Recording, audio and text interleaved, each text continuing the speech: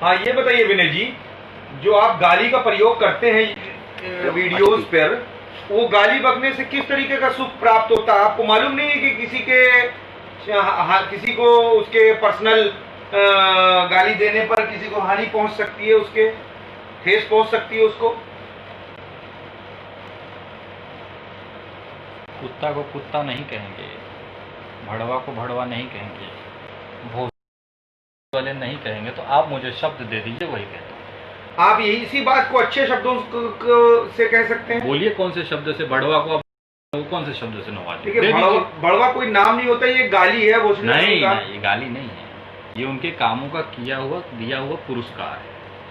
आप जो चीज करते हैं उससे आपको, अगर आप चोरी करोगे तो आपको चोर बोला जाएगा, आप डाका डालोगे तो डाका। अच्छा करने के लिए तो आप आवाज उठाइए, बेरोजगारी पे आवाज उठाइए, शिक्षा पे आवाज उठाइए, स्वास्थ्य पे आवाज उठाइए कि आप किसी को गाली बक के उसको हानि पहुंचाएंगे उसकी। अच्छा, एक बात बताइए, उमर खालिद गाली देता है क्या?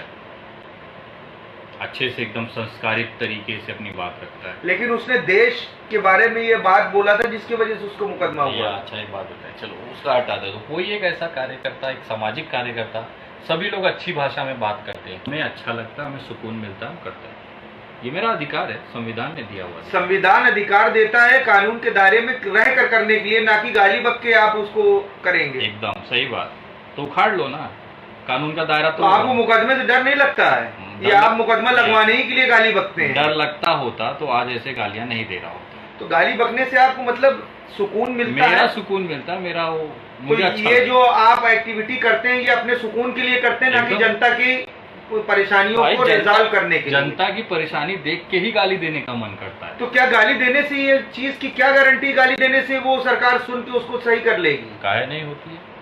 एक काम बताइए कि आपकी गाली से सही हुआ। बांद्रा में सरकार की छाती पे चढ़ के काम करवा के लिए ट्रेन और बस चालू करवा लिए, गाली देने का फायदा हुआ है।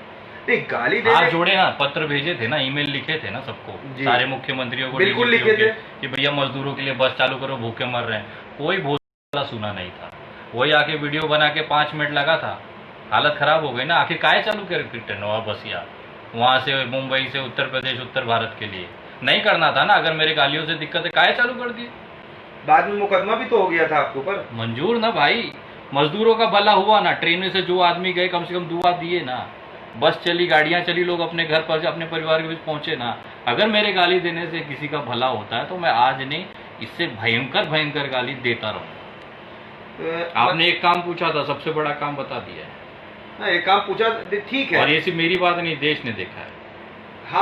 हमारा कहने का मतलब ये है कि अगर आपने उस आपदा के टाइम पर इस तरीके की एक्टिविटी की जिसमें प्रवासी मजदूरों को फायदा हुआ, लेकिन हुआ, बिल्कुल हुआ, कैसे हुआ? लेकिन आप ये इस चीज की गारंटी कैसी कि आपकी गाली बकने ही से हुआ? वो तो काहे से पहले काहे नहीं हो गया? मैं गाली दिया तब भी होना था, थे ना सभी लोग, सब चिल्ला रहे थे ना बस स्टैंड। नहीं, उसमें तो ये हुआ, उस मुकदमा तो इस बात को लेकर हुआ कि आपने वहां पर एक मैसेज फैलाया कि आप लोग सभी लोग इकट्ठा हुआ, आंदोलन करना है। हाँ, किया, समाचार तो यही दिखा रहे थे। किया ना, मना कहाँ कर रहा हूँ?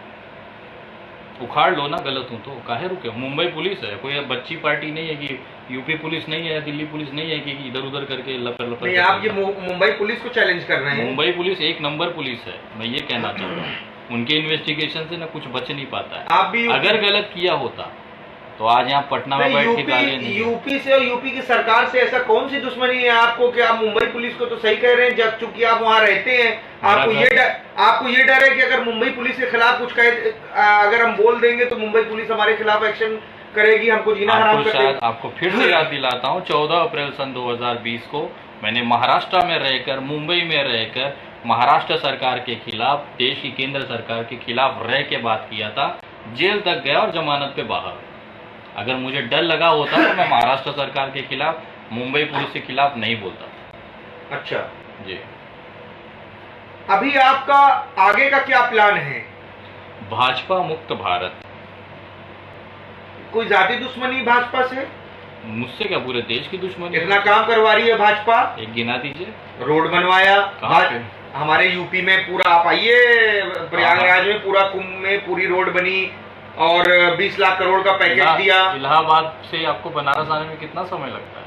पहले लगता था 6 घंटा, अब लगता है 3 घंटा। गजब। पहले जीटी रोड एकदम चकाचक थी, अभी फ्लाईओवर का काम चल रहा है तो पहले आपको 6 घंटा लगता था जब एकदम क्लीन रोड थी। अब फ्लाईओवर का काम चल रहा है, जगह जगह गड्ढे खोदेगा तो आपको 2.5 घंटा आपको लगता है। शायद ये पता नहीं है कि फ्लाईओवर सारे बन गए हैं, ये भाजपा की सरकार में ही बने हैं, और अगर जो बन रहे हैं अच्छा। काम तो हो ही रहा है ना भैया, तो हो रहा है तो उसके लिए तारीफ भी करेंगे ना। तो एक बार तो कभी आपके मुंह से बीजेपी के कोई कार्य की तारीफ तो जैसे ही हम सोचते हैं कि अब तारीफ कर दें तब से 50 फोन आ जाता है, भैया नौकरी चली गई हमारी। नौकरी चली गई, चली गई, 2 करोड़ नौकरी का वादा किया था, लेकिन इस आपदा में भी 2 लाख नौकरी दी उन्होंने। कहाँ दिए भैया? ये उन्होंने निकाला ना, अभी आप देखिए उठा के एनआई की रिपोर्ट देखिए भैया। इस समय 45% प्लस जिनकी नौकरियां, ये मेरा रिकॉर्ड नहीं है, ये सरकारी भारत सरकार के मानव संसाधन विभाग का रिपोर्ट है कि 45% जिनकी नौकरियां थी उसमें कटौती की गई, और बाकी छोड़ दीजिए, प्राइवेट तो हटा दीजिए।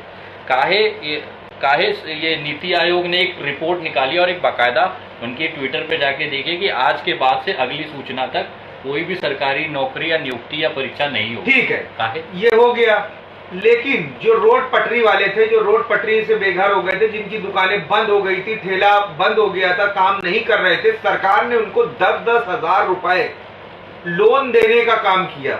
मिला क्या किसी को? जी, हमने और मिला सुना। भी। सुनिए बात, अभी मेरी एक सहयोगी है रोशनी कुशल जायसवाल जी कल उनकी वीडियो मैंने अपने पेज पे अपलोड की थी, आप चाहिए तो उसकी कटिंग चला दीजिएगा। जी, जिसने 10-10 हजार रुपए का लोन लिया था ना, उसकी रेहड़ी पटरी पुलिस उठा ले गई, पर डे का 500 रुपए का हफ्ता ले रही है। एक बात बताइए, आपने लोन किस लिए लिया था?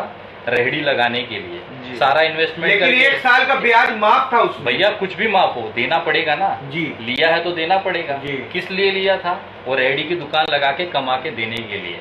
पुलिस ने वो रेहड़ी की दुकान ही गायब कर दी। आप कमाओगे कहाँ, वो भरोगे वहां से? गहना गिरवी रखोगे, किडनी बेचोगे? जो जरिया है आपका, वही आप पुलिस खत्म कर दे रही है, आपको धंधा लगाने नहीं दे रही है। और अगर जिसको दे रही है तो 500 रुपया पर डे ले रही है। एक बात बताओ, दिन का अगर आप 500 रुपया भरोगे, महीने का कितना हो गया? 15,000 हुआ।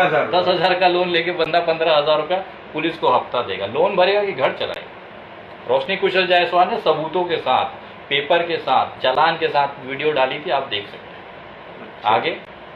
आगे का सिर्फ आखिरी सवाल ये है। नहीं, आप सवाल आखिरी मत करिए, नहीं, चलते रहिए। देखिए, अब आप तो बस बीजेपी मुक्त भारत जब आप करवाएंगे तो जाहिर सी बात है कि बीजेपी के खिलाफ ही बोलेंगे।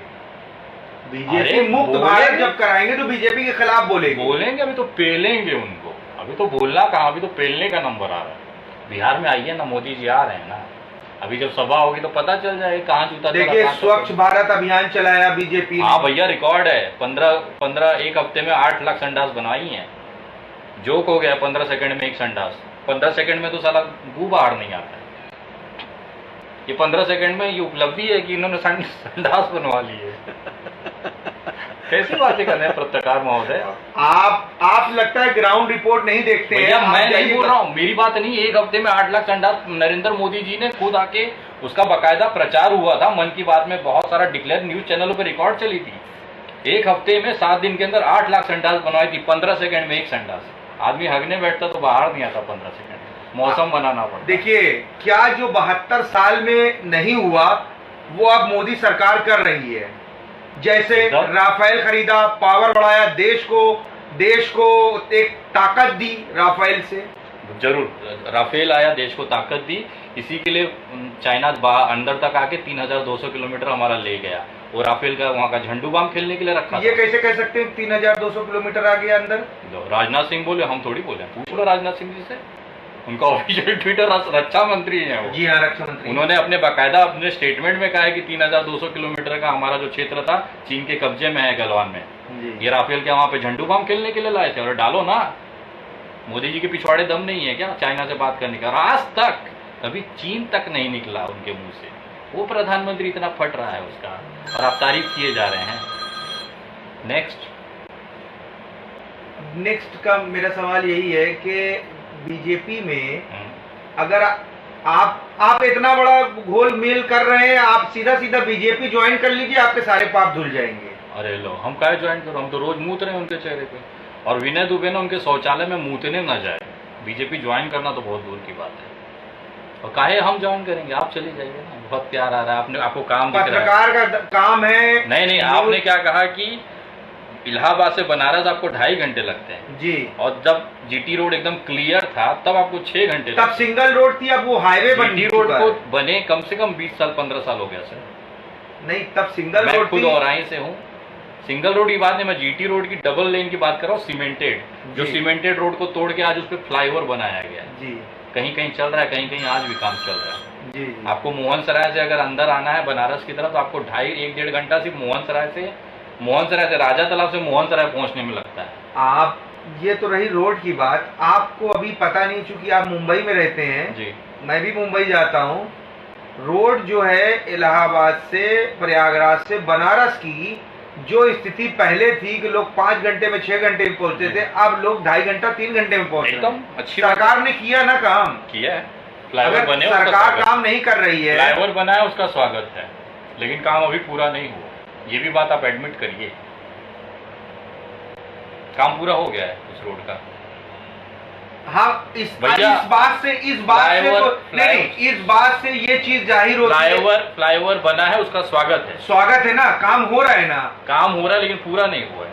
पूरा नहीं कब हुआ है, होगा? तो इस बात से ये जाहिर होता है कि बीजेपी सरकार में काम हो रहा है। भैया काम कैसे हो रहा है हम बता रहे हैं, आपका उसी ब्रिज का उदाहरण ले लीजिए। उस ब्रिज को बनाने में, वो सड़कें बनाने में डेडलाइन थी 2018 की, जी आज चल रहा है 2020। जी उस समय उसका टेंडर हुआ था 12,000 करोड़ रुपए में, जी, आज उसकी कीमत है 28,000 करोड़ रुपया। जी। वो पैसा आपके जेब से जा रहा है। 12,000 में जो काम होना चाहिए था उसी काम के लिए आप 28,000 दे रहे हैं और 3 साल ज्यादा लग रहा है, अभी भी काम पूरा नहीं। WHO तो कह रहा है जीडीपी बहुत अब सुधर रही है। हाँ, सुधर गई है, -24 से अभी -23 पे आ गई है, -1% का फायदा हुआ है। मजा करिए, दिवाली मनाएं। कांग्रेस की सरकार में तो जब जीडीपी 7 पे आ गई थी तो बीजेपी तो भैया 3 युद्ध हुए, 72 का कारगिल, इससे जैसा 3 युद्ध हुआ है। आप देश सुनिए हित के मेरी लिए, बात। एक मिनट, आप देश हित के लिए 1,000 रुपए का सिलेंडर नहीं खरीद सकते। भैया एक बात बताइए, चाइना वाले हमारे जो सैनिक हैं -24 डिग्री में वहाँ बर्फ में रह सकते हैं, हम -24 जीडीपी पे नहीं रह सकते हैं। कहने का तो आप ये भी कह सकते हैं, जब हमारे सैनिक वहाँ पे -24 डिग्री में सियाचिन में ड्यूटी करते हैं तो हम -24 का जो हमारा जीडीपी है वो बर्दाश्त नहीं कर सकते। ग्रोथ के लिए अगर सरकार जीडीपी बढ़ाने के लिए डीजल 80 रुपए लीटर करती है, 500 कर दें, गैस 1,000 रुपए करती है, तो क्या देश हित के लिए जनता इतना पैसा नहीं खर्चा कर सकती? भैया 5,000 कर दें, लेकिन वो 5,000 का लेने के बाद भी नरेंद्र मोदी ये 24 का 23 कर देना तो मान जाएंगे हम। अरे सब तो बेच दिया, बताइए कुछ बचा है? रेलवे प्राइवेटाइजेशन हो गया, आप जहाँ मूतने जाते थे ना पहले 1 रुपए में, अभी 15 रुपए लगते हैं। जो प्लेटफॉर्म टिकट पे एक परिवार को छोड़ने के लिए 15 लोग जाते थे ना प्लेटफॉर्म टिकट लेके, 5 रुपए 10 रुपए की, वो 50 रुपए की है। वो आप ही को लूट रहे हैं, मेरी कोई जरूरत नहीं है ना, मैं एयरपोर्ट, वो तो देश हित के लिए कर रहे हैं। हाँ एकदम देश हित के लिए कर रहे हैं। बताइए देश हित का हो रहा है क्या? देश हित में आप घर दे दीजिए। अच्छा, सब कुछ इतना ज्यादा हो गया तो सरकार पूर्ण बहुमत से कैसे आई यूपी में? कैसा? अगर सब कुछ भैया, बेच रहे हैं, सब महंगा कर रहे हैं, सरकार कैसे बहुमत से आई? बहुमत के लिए ही तो सरकार ये सब करती है। जो नोटिया लेके आप वोटिया देते हो 2-2 हजार 3-3 हजार रुपए के लिए, यही जेबुआ से आप गारंटी दिखाइए कि कुछ 2-2 हजार रुपए दे के वोट दिया जाता है। आप अभी पटना में है, मोबाइल उठाइए और चले जाइए रास्ते पे और पूछिए क्या रेट चल रहा है वोट का। आपको हर दूसरा बंदा बता देगा कितने में बिक रहा है वोट। बाकी दूर छोड़ दीजिए, उत्तर प्रदेश बिहार चुनाव छोड़ दीजिए, अभी इस समय करंट चुनाव आप यहाँ बैठे हैं ना पटना में, चले जाइए एक वीडियो निकाल लीजिए कितना पैसा मिल रहा है, आपको पता चल जाएगा। दारू बंद है ना पटना में, कल ही आपके सामने गाड़ी के सामने दारू वाला लहर रहा था, कैसे हो सकता है? ये दारू तो बंद है, सरकार ने देश हित में बंद किया है, लेकिन पटना में लोग दारू पी के गिरे पड़े। ऐसे तो शायद पूरे इंडिया देश में गांजा भी इलीगल है लेकिन बिकता है। पुलिस के हफ्ते के बाद बिकता है भैया, ये कौन बताएगा? आधी बात बता रहे हो आप। पुलिस हफ्ता न ले तो यहाँ एक जूता ना चोरी हो। कर तो आप ही रहे हैं ना पत्रकार महोदय, कहीं ना कहीं आपका भी इन्वॉल्वमेंट है उसमें। हम तो दिखाते मैं हैं। आपकी बात व्यक्तिगत नहीं कर रहा हूँ, लेकिन पत्रकार समुदाय अगर अपनी औकात पे आ जाए, हकीकत दिखाना चालू करें तो आज ये देश की हालत नहीं होती। सब तलवे चाटने और पॉकेट लेने में ना सब बिजी हैं, अपना काम बनता, समझ रहे हैं? ये स्थिति है देश